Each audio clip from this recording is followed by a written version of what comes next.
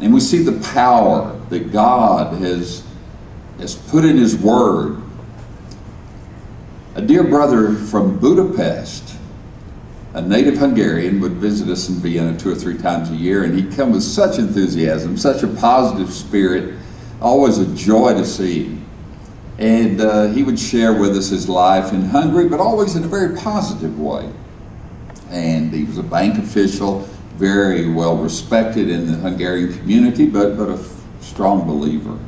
And I believe my brother in Christ. And his father had been an author during the days of the Austro-Hungarian Empire. A lot of his works were being published in Vienna, so this brother would come to Vienna to collect royalties on his father's work. And on one trip, he was totally changed, totally different.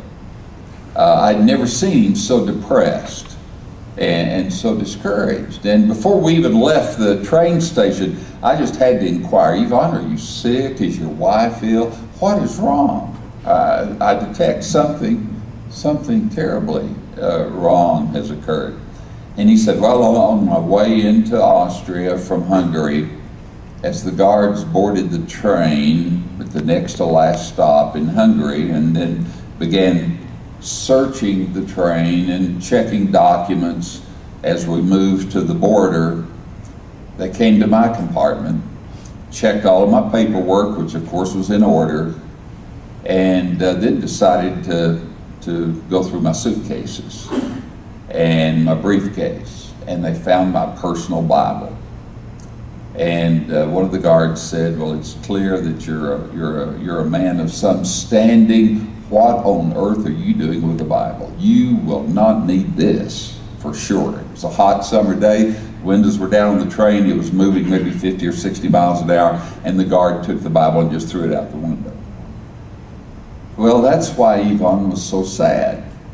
I said, well, Yvonne, we'll go down to the British Bible Society store here in Vienna and buy you a new Hungarian Bible. He said, I appreciate that, and I'll take it, but I want my Bible. I have some notes in it. I know where on a page a certain verse is found, whether it's left or right, high or low on the page.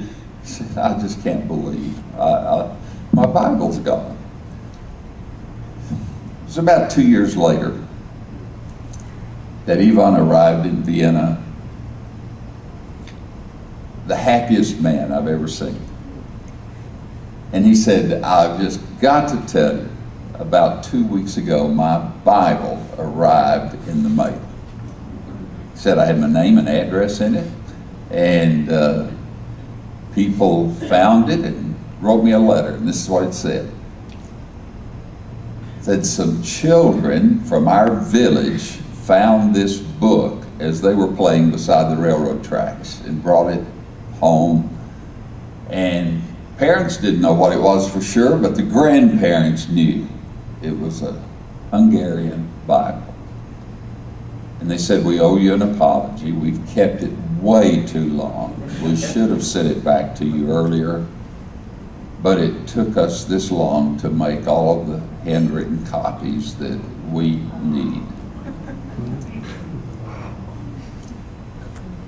It wasn't too long after that Gwen Hensley and I made a trip into Hungary and visited that village, Hagashalom, Hungary, and met with a little church of about 20 or 25 people as a result of finding that Bible and just reading it and just determining to follow Jesus and be like, as much as they could, those Christians they read about in Acts of the Apostles. And so it's still the same powerful word that God gave